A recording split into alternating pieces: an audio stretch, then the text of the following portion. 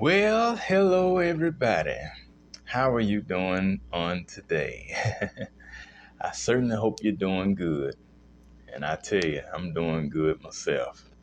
I am truly grateful to be back with you again on this beautiful day. And what a lovely day it is, regardless of how the weather may be outside. In certain parts of the country or the world, it may be sunny and bright. In other parts, it may be dreary and rainy and all that. Could be hot in certain places and a bit chilly in others. But regardless of what the weather is like on the outside, as long as everything is doing what it's supposed to do on the inside, that's all that matters. And so I would like to say thank you very much for tuning in once again. I really do appreciate it. And I would like to welcome all of you to another episode of TJ's Topics. And I would like to tell you that I am TJ. That's right. And it is such a pleasure to be with you. Glad to be able to come into your presence on any given occasion. And I'm truly honored by that. Now, today I have a very good subject, a topic that I would like to discuss with you very briefly, if I may. And so, without further ado, I'm going to tell you what it is. My topic for today is going to church is not about Jesus. It's really not. Going to church, ladies and gentlemen, is not about Jesus. Though many of you probably think it is, especially, if you're a Christian. And there are many Christians who may be watching who think that when they show up for church on Sunday, that somehow they're winning brownie points with the Lord. But I'm here to tell you, you're not. Because you know what? If Jesus were on this earth today, you can rest assured that he would never assemble himself in anybody's church on Sunday morning or on Wednesday night for Bible study or midweek service, not even choir rehearsal on whatever night that is, whether it's a Tuesday night. It used to be a Tuesday night for me. For nearly 20 years, I went to choir rehearsal on Tuesday night. But whatever night or whatever day it is, I can tell you that Jesus wouldn't be there. Because on the last time, if you tuned in, I was telling you about how the Spirit of God does not dwell in temples made with men's hands, which are these cathedrals, these sanctuaries where people flock to on Sunday morning. But the Spirit of God dwells within each and every one of us. And to be honest with you, a lot of what goes on in these churches today has nothing to do with Christ. I mean, it's so commercialized, and it's crazy. Some of the things that we see happening, some of the things that these preachers say from the pulpit, I'm telling you, and the music is not the way it used to be, and it's so much that has changed. So why do you think Jesus would want to affiliate himself with any of that? Because, to tell you the truth, he wouldn't even want to be a part of it. And to go even further, I can't see how any of us too much want to be a part of it. Because it's ridiculous. I mean, the 21st century church has completely lost it. I mean, it's gone. It's through. It's played out. Church has literally played out. And most people can't see it. And Christian folk especially can't see it. And I try to impart a little knowledge and information into people's heads from time to time, but they just don't get it. They think that there's going to be this great revival that's going to come over the world, and men, women, boys, and girls are going to be running to the altar and throwing themselves down at the mercy of God, giving their lives to Jesus, being baptized for the remission of their sins and whatnot. But if it hasn't happened in the last 2,000 plus years, what makes you think it's going to happen in the year, all of a sudden, in the year 2024 and going forward? If you ask me, I'd say that's rather stupid to even conjure up that type of idea. And speaking of stupidity, I'd like to draw your attention to that. Let me call your attention to stupidity as it pertains to religion and stuff like that. And that's how we know that going to church is not about Jesus. Stupidity, first of all, is defined as behavior that shows a lack of good sense and judgment.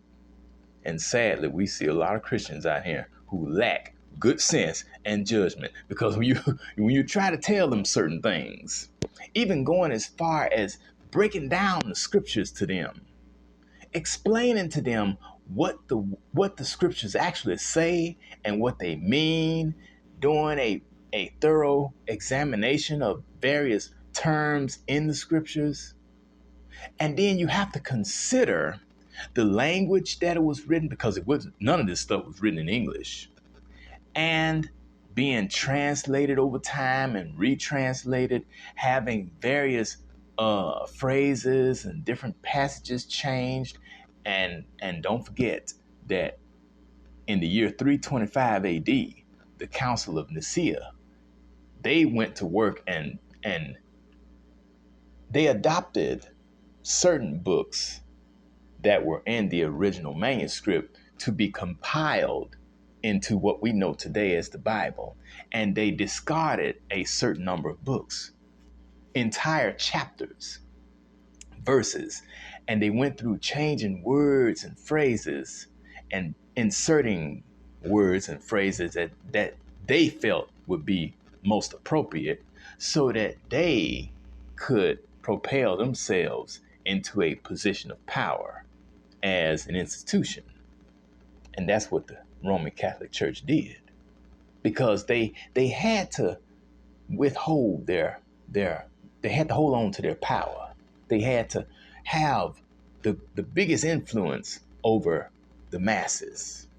They couldn't allow any secular government to overthrow them and take away their power. They wanted to be the ones in power. And therefore they had major control over the thoughts, the beliefs, and the actions of the people. And so that's how we ended up where we are today, because of all of that has been passed down from generation to generation, ultimately landing with us. Now, the quality of being stupid or unintelligent, that's another portion of the definition of stupidity. What are the synonyms of stupidity? Let's look at that for a moment. Absurdity. We've all heard that. This is absurd. Ignorance. And to be ignorant means to not know and to not understand. And we've all been ignorant at one time or another about various things. However, seeing that we are alive in the 21st century, there's really no excuse for anyone to be ignorant about anything, especially when we have access to all of these various resources, most of which are free of charge, available to us right at the tip of our fingers. All we have to do is look and read. Very simple. Lunacy, from which we get the word lunatic. And that has a lot to do with the moon, lunar, that's pertaining to the moon. And when the moon goes through various cycles at certain times of the month, they may have an effect on certain people. We know that wolves like to howl at the moon, so we know it has an effect on them. And it could have an effect on some folks as well if they're not careful. Nonsense. We see that every day in all capacities. Plenty of nonsense and silliness. That's all around us as well. Being stupid has to do with not understanding things, not learning from past experiences, and generally not using your brain. And to tell you the truth, ladies and gentlemen, most Christians do not use their brain. They don't. They don't exercise logic. They don't use their head when it comes to discerning things. I don't think many of them even understand what the gift of discernment is and how powerful it can be, how it can and should be used to their advantage. Because you got a lot of people out here who don't go to church, who don't have any dealings with who we call God or source or universe or whatever. They don't necessarily believe in a higher power. And yet they are able to glimpse just a little bit into what's ahead. The future, in other words. The gift of discernment and being able to tell whether or not it's conducive for them to be in a certain place at a certain time around a certain person or group of people. They're able to do that. So how in the world is it that most people who claim to be Christians don't have that same level of discernment? Because to tell you the truth, a lot of them don't. And they want to call the world lost. Looks to me like it's the folks in church who appear to be lost. I'm telling you, it's crazy. In religion, and particularly Christianity, people tend to not demonstrate intelligence. In fact, rarely will you find any logic in a religious setting. And I can tell you with all honesty that there has been very little in the way of logic in any religious setting that I've ever found myself in. But there's a whole lot of hoopla, a whole lot of hooping and hollering and running and hollering and jumping and skipping and turning the pews over and kicking the flowers over and nip out swinging from the chandelier. It's been plenty of that. But when we got through with all of that, what did we know as a result? What did we learn? What kind of knowledge and information did we gain from all of that? Or was it just a exercise session, a workout session? To me, that's what it seemed like it was. Because most times we were no better off after all of that than we were before. When you go to church on Sunday or any other occasion, it's like you have to check your brain at the door and leave all knowledge there with it. And I'm going to tell you this, I have, one time when I was sitting in Sunday school, I heard that we don't know anything. And we're really not supposed to know anything. We're supposed to just come to church and gather all our knowledge there. But exactly what type of knowledge is being gained in the church? And people go to church for various reasons. and it's not necessarily about Jesus. I'm going to tell you this and I'm going to go. Most times, and especially in the black community, when people find out that the pastor's not going to be there on Sunday, they don't show up. Because, truth be told, most people go to church for the sole purpose of looking at and listening to the pastor. It's not necessarily about finding God or Jesus or whatever. And others go to hear the choir sing and good music, get the praise on and all that kind of stuff. But it's not always about Jesus. It's really not. People have their reasons for going to church. There are those who go for the purpose of showing off the latest fashions, wearing their nice clothes. Now, to be honest with you, I kind of fall in that category myself. Because church,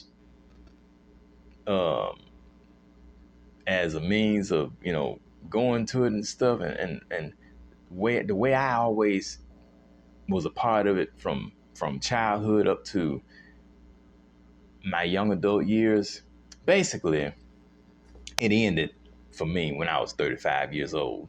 Church came to an end for me. And so, because I still like to go and kind of be around folk, I still attend, but it's not for the same reasons that I attended for the first 35 years of my life. I decided that if I attended for the next 35 years or whatever, it would be because I want to wear my clothes and just get out the house for a little while.